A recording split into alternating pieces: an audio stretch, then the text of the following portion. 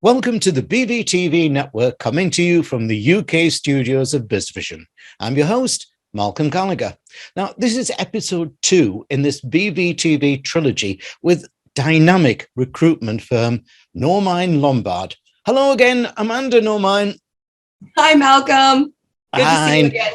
Listen, I just love your style, because everything has changed, but it almost feels like recruitment companies haven't changed and they're still going through the same old process. But we'll talk about that in a second.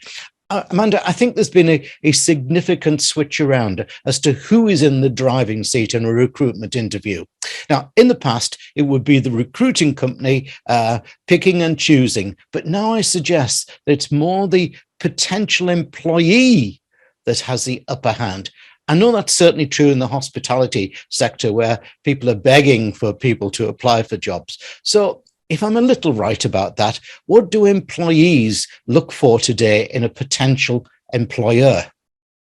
You are 100% right. And it's interesting. I look at it kind of like and akin to, an old adage about an anthill, right? You have all these ants that are working around. And if they only realized how many of them there were, they could turn it around and, and take over us, right? That happened in the landscape. Employees or candidates realize that, hey, there are more of us than there are companies. We need to be in the driver's seat. And with the pandemic and employers having to shut their doors, they have to listen to these employees. They have to, they really have to kind of give in a little bit. And that has absolutely shifted change. I think the biggest thing that we're seeing now is money isn't what is driving decisions. Where a few years ago, it was the almighty, is that almighty buck that is going to make the decision. It really doesn't matter. It's flexibility and a company that cares about their people. So we see candidates that want to work remotely or have the opportunity to work remotely. Ones that need flexibility if them or a loved one falls ill and has to stay home for an extended time. We're seeing more and more unlimited vacation where it's just self-managed, right? As long as you check in from the road, you go do what you want. It all boils back down to that flexible schedule in my eyes of what I'm seeing as far as the core desire from the candidate base. So you think then when you're talking to prospective employees, they are judging their employer on their own sort of new benchmark or bench list? Yeah, absolutely. And I really see it up front too, is if you go online and you look for a job, there's 3 core categories. There's remote, which is the overall favorite. Hybrid, where you're going to go in a few days a week. We do see people, they're willing to do that.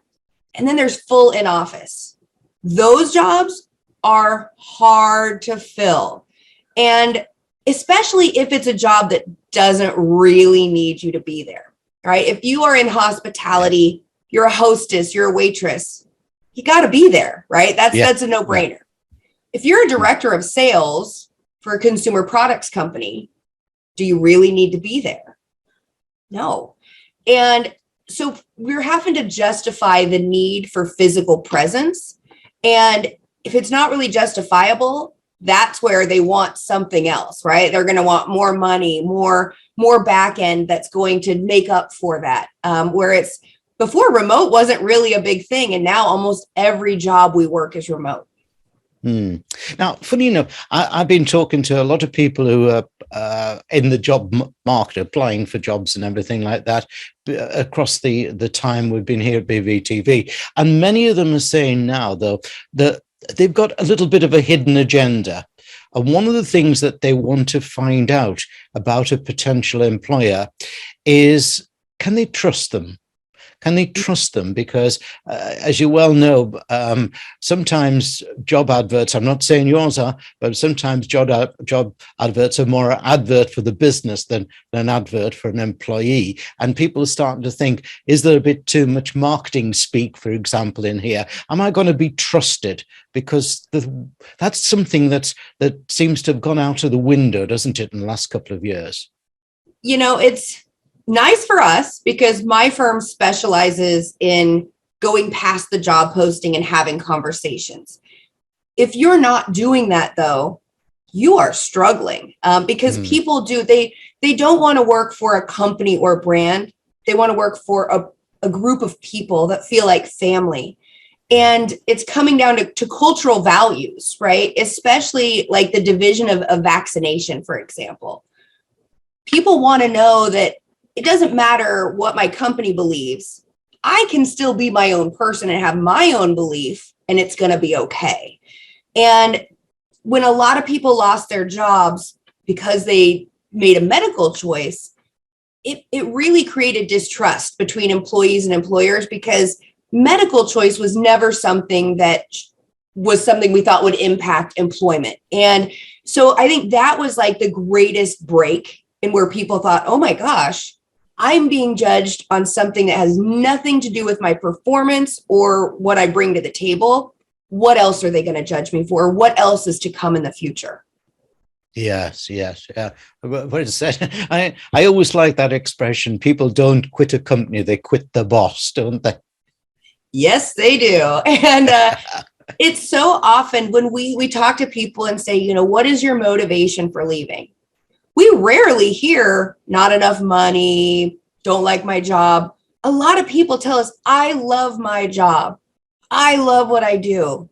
Man, I am tired of doing it for XYZ. Yes. And it's just like, the crazy thing is, these are top performers. These are people that are making these companies millions. And the companies are treating them like a commodity. And so they're learning a very tough lesson, but it's a lesson that's really been long coming in my eyes too. I'm totally with you. Thanks, Amanda. Now, let's give viewers and listeners details of your URL, your website address, which obviously viewers you can see on the screen behind me. But for listeners, let me spell it all out for you. It's all the W's, Normine, Normine,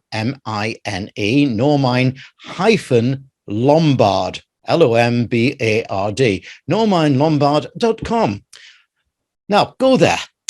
And I said it in episode 1, so I'll say it again and again in episode 3. And you'll see the difference I talked about this firm. And I've met recruitment firms around the world. I'll let you work it out for yourself where the difference is. But my hint is look at the team picture and check out their 5-step process as you do as well.